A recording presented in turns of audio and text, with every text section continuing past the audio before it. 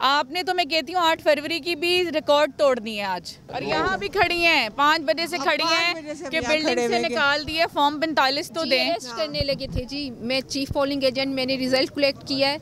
उससे पहले मुझे अंदर नहीं जाने दे रहे थे और फिर बहाना बना लिया जी आप वायलेशन कर रही है। मैंने कहा मेरे पास अथॉरिटी लेटर है जो कि अभी भी मेरे पास है, ठीक है। मैं अभी भी आपने रिजल्ट कलेक्ट कर लिया था? रिजल्ट मैंने कलेक्ट किया और हम जीते। देखिए जी 8 फरवरी को भी लोगों ने अपना फैसला सुनाया था। तो क्या अब जबकि इतना जुल्म, खान हमारा जेल में है, हमारी लीडरशिप जेल में है। अच्छा, ये जहाँ पे अडयाला जेल जाया जाता है तो वहाँ पे जेल मैनुअल का कहा जाता है कि आप जेल मैनुअल को फॉलो नहीं करते। यहाँ पे कौन सा मैनुअल फॉलो नहीं किया, ये बता सकते हैं आप? ये तो आप बताएंगे ना, पता करके। हमें तो खुद नहीं जाने दिया है, तो इसलिए आपकी रहनुमाई चाह रहे हैं हम। अजी बिल्कुल, इस वक्त मैं मौजूद हूँ हल्का NA 129 के जो इंतखाबात हुए हैं उस हवाले से RO ऑफिस के बाहर टाउनशिप में मैं मौजूद हूँ। और यहाँ पे अहम बात यह है कि ये जो तहरीक इंसाफ के रहनुमा इस वक्त मेरे साथ मौजूद हैं, उन्हें तो अंदर नहीं जाने दिया गया, लेकिन इसके साथ साथ जो हम जैसे मामूली सहाफ़ी हैं उन्हें भी अंदर जाने की रसाई नहीं मिल सकी। उसकी वजूहात क्या है ये नहीं पता, लेकिन अभी तक बार बार कोशिश करने के बावजूद तकरीबन रात के इस वक्त 10:30 से ऊपर का वक्त हुआ चाहता है, बल्कि 9:30 के ऊपर का वक्त हुआ चाहता है, लेकिन हर तरह का गेट खड़का के देख लिया, लेकिन किसी जानिब से अंदर नहीं जाने दिया गया। मेरे साथ इस वक्त उम्मीदवार मौजूद हैं। खुद जो NA 129 का इलेक्शन हुआ, तहरीक इंसाफ के हमायती याफ्ता अरसलान अहमद साहब मौजूद हैं। बहुत शुक्रिया आपके वक्त का। बताइएगा कि किसी गेट से अंदर नहीं जाने दिया गया, और ये भी आपके सामने ही सूरत हाल है कि एक सहाफ़ी को भी आपको चूँकि उसने मोटरसाइकिल पर लिफ्ट दी उसे भी उठा लिया गया। क्या कहेंगे, इंतखाबात का नतीजा क्या उम्मीद करते हैं? देखिए, हम 5 बजे के यहाँ पे मौजूद हैं और 5 बजे से हम ये कोशिश कर रहे हैं कि हमें अंदर एक्सेस मिल जाए, क्योंकि मैं तो कैंडिडेट हूँ। किसी और की तो समझ आती है अगर ना जाने, लेकिन कैंडिडेट को तो एटलीस्ट जाने की इजाज़त है। हमें तब भी नहीं जाने दिया, हमें क्या मीडिया को भी जाने की इजाज़त नहीं मिली। और उसके बाद अपोजिशन लीडर भी है पंजाब के, मोइन कुरैशी साहब, उनको भी इजाज़त नहीं मिली जाने की। तो ये सूरत हाल है। अच्छा, ये जहाँ पे अडयाला जेल जाया जाता है तो वहाँ पे जेल मैनुअल का कहा जाता है कि आप जेल मैनुअल को फॉलो नहीं करते।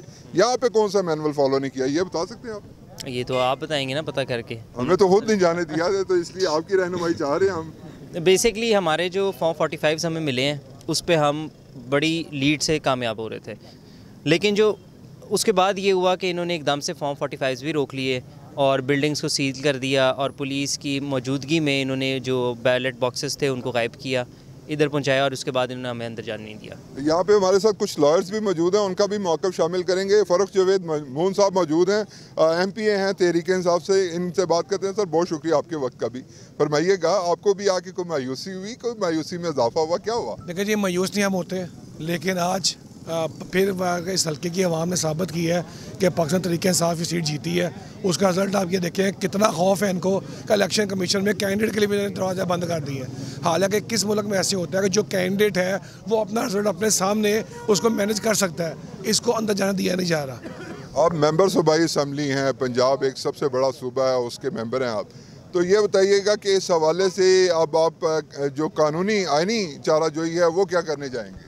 देखिए जी, फिलहाल अभी तो आके दिन है, इसके बाद हम कल वकला टीम के साथ मशवरा करेंगे कि क्या क्या आगे हमारे ऑप्शन हो सकती है, देन उसके बाद फिर हम आपको बताएंगे। अब कब से आप यहाँ पे मौजूद हैं? जब ये RO ऑफिस के अंदर जाने की पहली कोशिश आपने कितने बजे की? सर देखिए, जैसे ही आपका पोलिंग का टाइम बंद हुआ था 5 बजे, 5:30 के बाद टीमें यहाँ पहुँच गई थी, बुकला पहुँच गए थे, हमारे कैंडिडेट अरसलान साहब पहुँच गए थे, उनको अंदर जाने दिया नहीं गया। हालांकि आपका मीडिया के पासेस बने हुए थे, उनको भी जाने दिया नहीं गया। सर देखें, अब इस पास में क्या वैल्यू है, क्योंकि वो चैनल का है तो मैं दिखा नहीं सकता, लेकिन बहरहाल ये बताइएगा कि भी अब ये तो है MPA हैं, अब आपकी क्या नेक्स्ट स्ट्रेटजी होगी? क्या कोई एहतजाज का प्लान कर रहे हैं या कोई अभी पसे पर्दा रखेंगे इसे? फ़िलहाल तो हम अपनी लीगल टीम से कंसल्ट करेंगे और देखेंगे किस पे क्या किया जा सकता है, लेकिन हम इस सिलेक्शन को बिल्कुल नहीं मानते। 45 इन्होंने हमें, ये पहली दफ़ा हुआ है कि फॉर्म 45 इशू ही नहीं किए गए। कई पोलिंग स्टेशन ऐसे थे जहाँ पर उनको बैलेट बॉक्सेस को पैक किए और 45 इशू किए बगैर वो ले गए हैं। अच्छा सर, ये चूँकि ये इतना ही इन्होंने कंट्रोवर्शियल बना दिया है इंतखाब को कि बहुत से इंतखाबात में बहुत से पोलिंग स्टेशन से आपके खिलाफ फैसले आ रहे थे, लेकिन अब मेरा ख्याल में आप वो भी तस्लीम नहीं करेंगे। देखें सर, पहली बात तो ये कोई चीज़ सामने दिखाए, अगर ख़राब फैसले आ रहे होते हैं हमारे तो भाई ये हाल करते हैं हमारा। हर पोलिंग हर यूनियन काउंसिल में 2-2 3-3 पोलिंग स्टेशन का रिजल्ट ऐसे लेके भागे जैसे चोर भागते हैं। आपको ये रात की चोरी में ऐसा काम क्यों करना पड़ा है? अगर आप जीत रहे हैं, अगर हम हार रहे हैं, फिर आपको चोरी छुपे रात को बॉक्स लेके भागने की क्या ज़रूरत है? हम 92 में मौजूद थे, वहाँ पे 2 पोलिंग स्टेशन रिजल्ट लेके ऐसे भागे हैं, बच्चे का पाँव नीचे देकर निकल गए।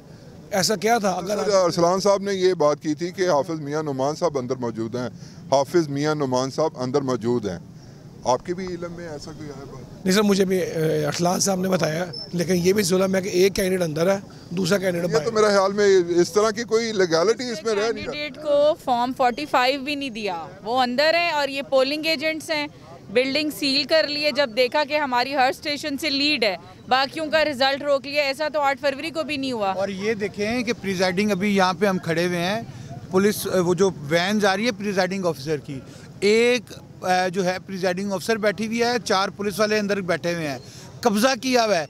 और उसके बाद मैं बता दूं, पोलिंग जो स्टेशन है 97, उसके अंदर ही 194 था, और जिसके अंदर SHO आपका Asad Abbas, SHO Shahdara, incharge investigation Rizwan, जहाँ पे सुबह हमारी इलेक्शन एजेंट फारीना को एंटर नहीं होने दिया, हम गए, हमें एंटर नहीं होने दिया।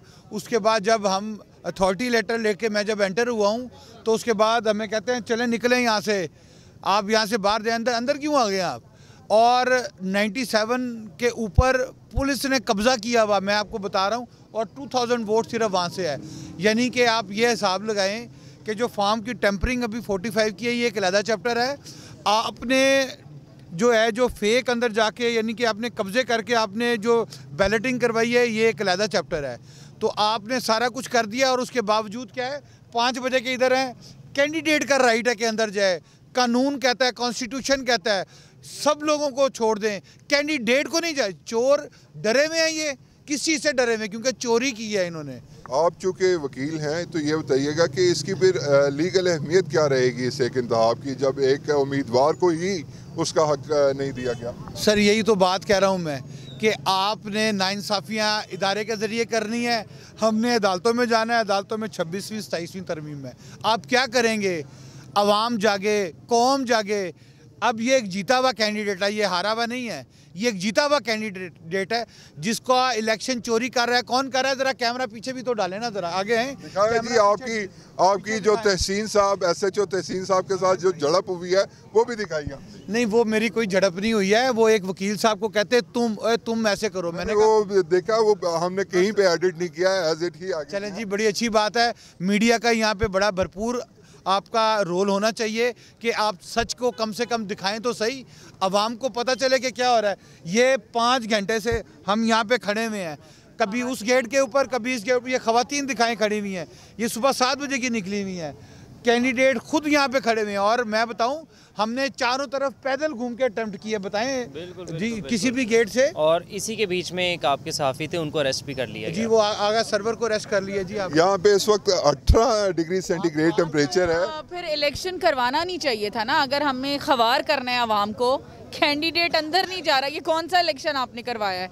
आप इलेक्शन ना कराते, आवाम का पैसा ज़ाया, आवाम के ही टैक्सेस से पैसा ज़ाया, जो आवाम को चूज़ के आप टैक्स इकट्ठे करते हैं, आप जो अमला यहाँ सरकारी बिठाते, फिर आप इलेक्शन ना कराते। ये हम खड़े हैं ना, हमें फॉर्म 45 हमारी पोलिंग एजेंट्स को नहीं मिले।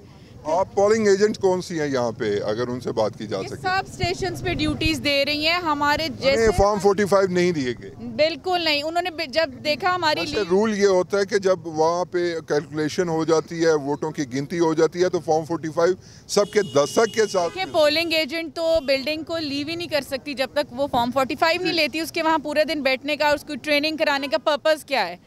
आपने तो मैं कहती हूँ 8 फरवरी की भी रिकॉर्ड तोड़ दी है आज।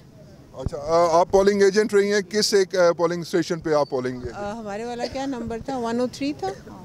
103 पे। ये फरमाइएगा कि वहाँ पे जब आपका ये पोलिंग का वक्त खत्म हुआ 5 बजे, उसके बाद आपने उनसे दरख्वास्त की कि हमें 45 की? हाँ जी बिल्कुल। उन्होंने हमें बाहर निकाल के उन्होंने कहा जी ये बिल्डिंग सील हो रही है और आप बाहर जाए। पुलिस ने हमें पुश आउट कर दिया। हम वहाँ खड़े रहे बाहर कि हमने नहीं जाना।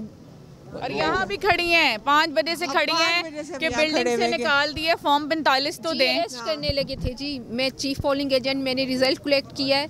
उससे पहले मुझे अंदर नहीं जाने दे रहे थे और फिर बहाना बना लिया जी आप वायलेशन कर रही हैं। मैंने कहा मेरे पास अथॉरिटी लेटर है जो कि अभी भी मेरे पास है, ठीक है। मैं अभी भी आपने रिजल्ट कलेक्ट कर लिया था? रिज़ल्ट मैंने कलेक्ट किया और हम जीते इसी वजह से इनको। आपने उसकी कोई तस्वीर ली? हाँ जी, मेरे पास रिकॉर्ड है मेरी, क्योंकि फ़ोन नहीं लेके जाने देते। मैंने वहाँ पे जो है कोऑर्डिनेटर, उनके पास है रिकॉर्ड। वो आप कल को सोशल मीडिया पे जारी करेंगे इंशाल्लाह ताला। देखें जी 8 फरवरी को भी लोगों ने अपना फैसला सुनाया था, तो क्या अब जबकि इतना जुल्म, खान हमारा जेल में है, हमारी लीडरशिप जेल में है, तो क्या लोग इतने अवेयर हो चुके हैं कि लोगों को तो अब ज़रूरत ही नहीं कहने की। वो तो कहती हैं कि मैडम आप लोग कैंपेन ना करें, इन्होंने ना करने देनी है।